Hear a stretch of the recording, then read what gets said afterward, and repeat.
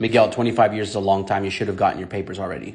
I get comments like this all the time, which just tells me that they have no clue how the system works. I was brought here at the age of 9 as an undocumented immigrant. That was in the year 2000, and I have been undocumented for 25 years. And I'm sharing my story to bring awareness because I understand a lot of people just have no clue how this thing works. And unfortunately, they'll have an inch deep opinion on an issue that's a mile deep in complexity.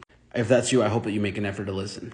I was undocumented from the age of 9 all the way up until I was 22 years old. Technically, I'm still undocumented, but I'll get to that. In the year 2020, President Barack Obama created DACA, which stands for Deferred Action for Childhood Arrivals. And it doesn't give me legal status, but it defers immigration action essentially until they can figure out what to do with me.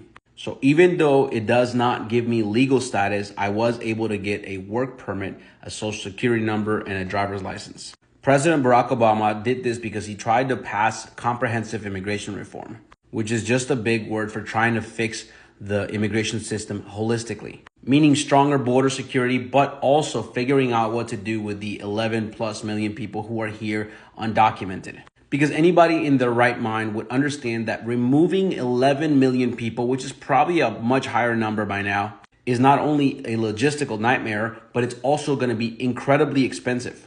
Not just for the removal, but also the economic impact of removing 11 plus million workers. Not to mention the chaos that we are seeing right now. And the family separation, since a lot of these people are integrated with American families. I'm married to an American citizen. My wife is from North Carolina. I have 2 American children and another one on the way. And if you can't tell from my accent, I've been here for a really long time. I went to elementary, middle, and high school here. I grew up here. I now have 2 businesses, multiple properties. I employ 6 people, and I pay a lot of money in taxes. So not only do I think it would be unjust to remove these people and rip families apart, but economically and logistically, it's nonsensical. Being given a work permit back in 2012 opened up so many opportunities for me, which actually motivated me to become an entrepreneur and help others do the same. Now, again, because DACA does not grant you legal status, it also prevented me from leaving the country. So I was not able to go back to my country for 23 years. I had multiple family members die, and I was not able to even say goodbye to them, nor was I able to go bury them.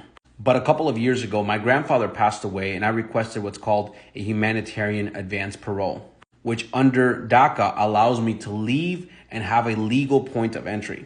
This is really important because in 2017, I married my wife, who again is an American citizen.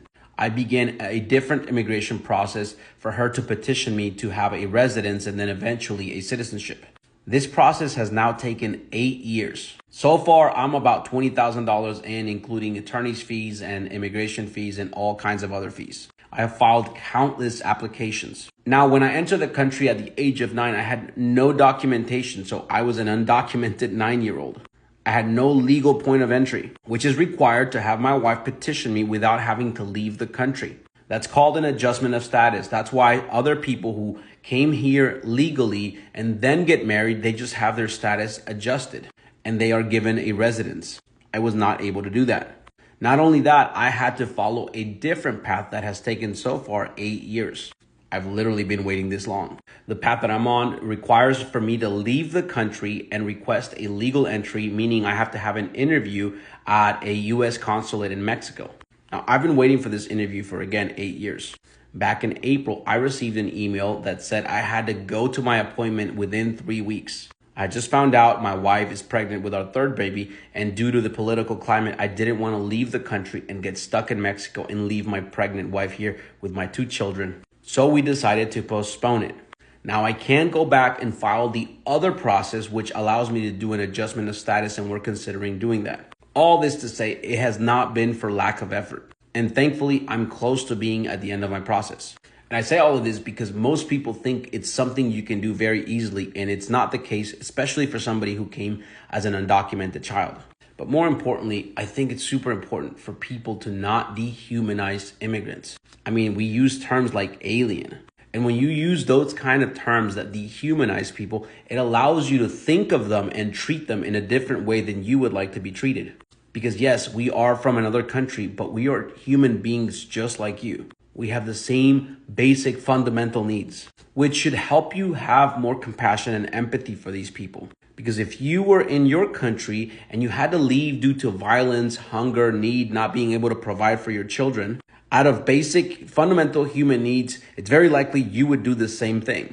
Especially if you are a parent, please hear me out. What would you do if your child was hungry, if your child was in danger, if you felt like you could not provide them a better life? Now, I know some people will say, well, they should have come in legally from the start. What you don't understand is that people from certain countries don't have the ability that Americans have to go pretty much anywhere they want in the world. I'm from Mexico, and I can tell you that as a poor Mexican, it is extremely difficult to qualify to be able to come to the US, even just as a tourist. It's not the same for everyone, but generally speaking, they require for you to have money, property, assets. And if you're a poor person in Mexico, you don't have any of these things. So you really are not able to apply to do it legally. And again, desperate people do what they have to do.